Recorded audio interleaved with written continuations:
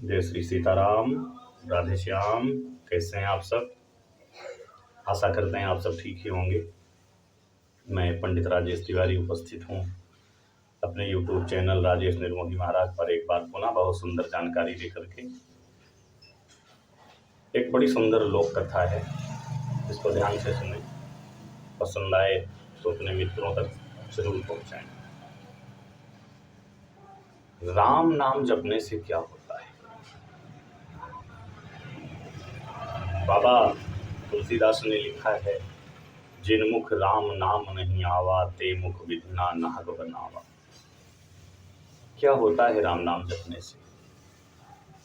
एक सुंदर सी आज आपको लोक कथा सुनाते हैं, राम नाम जपने का फल। एक सेठ जी थे और सेठ जी बड़े ही नास्तिक थे, या ये भी नहीं कहा जा सकता, सेठ की जिम्मेदारियां बहुत ज़्यादा थी। दिन रात दुकान के कामों में लगे रहते, धंधा बिजनेस के चक्कर में उन्हें भगवान का नाम लेने का समय ही नहीं मिलता। दिन रात अपना व्यापार बिजनेस के चक्कर में लगे रहते थे, राम का नाम लेने का मौका नहीं मिलता। एक दिन सेठ जी कोई सामान लाए, मानो वो सामान था 20 रुपए किलो और बढ़ करके वो हो गया था 50 रुपए किलो। सेठ जी सामान लाए, ला करके रख दिए, चले गए। किसी काम से बाहर गए तो सेठ जी का बच्चा दुकान पे बैठा था। एक ग्राहक ने पूछा, सेठ जी ये सामान है? बच्चे ने कहा हाँ। बोला दे दो। तो 20 रुपए के हिसाब से उस बच्चे ने तौल दिया। उसे नहीं मालूम था कि ये बढ़ करके 50 का हो गया है।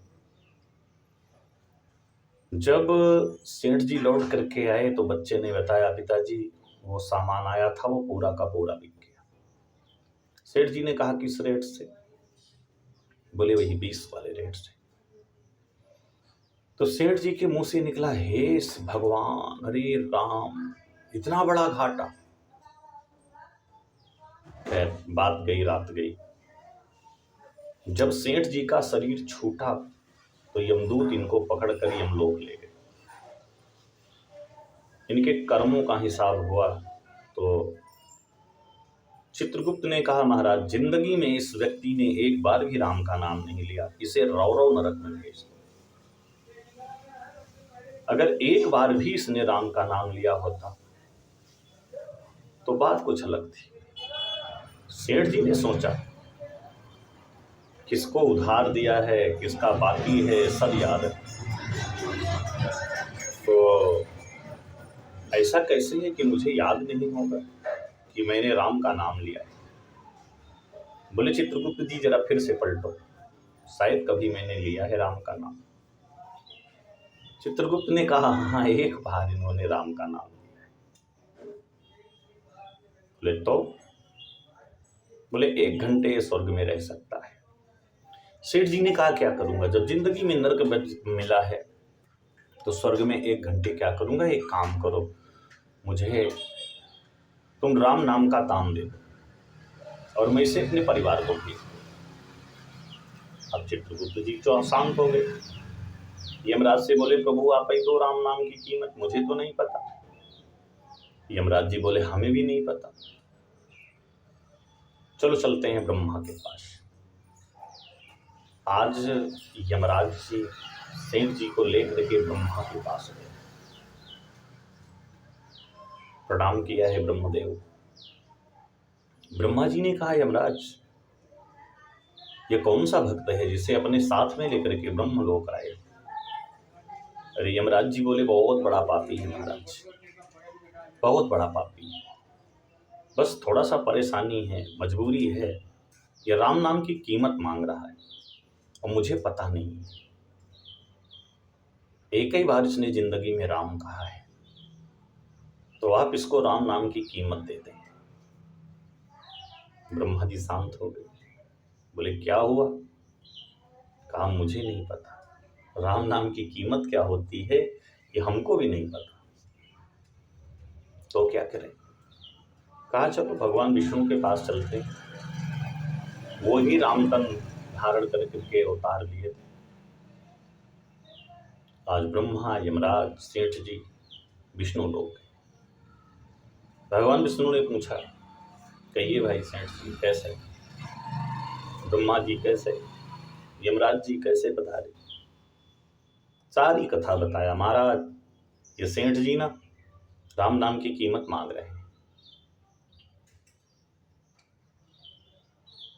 बहुत समस्या, आप इनको दे दो या मुझे बता दो राम नाम की कीमत कितनी होती है, उसके बाद मैं इनको बताता हूँ।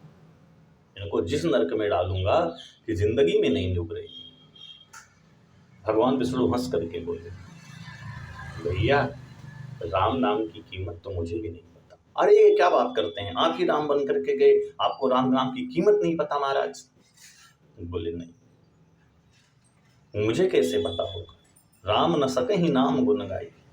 राम को भी नहीं पता उनके नाम की कीमत क्या है, उनके भक्तों को पता है। इनको छोड़ दो, अगली बार जब त्रेता आएगा और त्रेता में मैं पुनः राम का स्वरूप धारण करके धरती पर जन्म लूंगा, अवतार लूंगा, तब धरती वालों से पूछूंगा कि मेरे नाम की कीमत क्या होती है। ब्रह्मा जी बोले, हम समझे नहीं। कहा, ये बता, ये यमलोक गया और यमलोक से ब्रह्मलोक आया और ब्रह्मलोक से अब विष्णु लोक आया है, तो क्या तुम्हें अब भी विश्वास है क्या ये यमलोक जाएगा?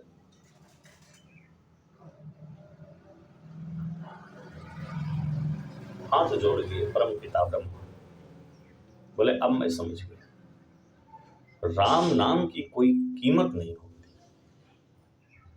अनमोल है। जग में सुंदर हैं दो नाम, चाहे कृष्ण कहो या राम।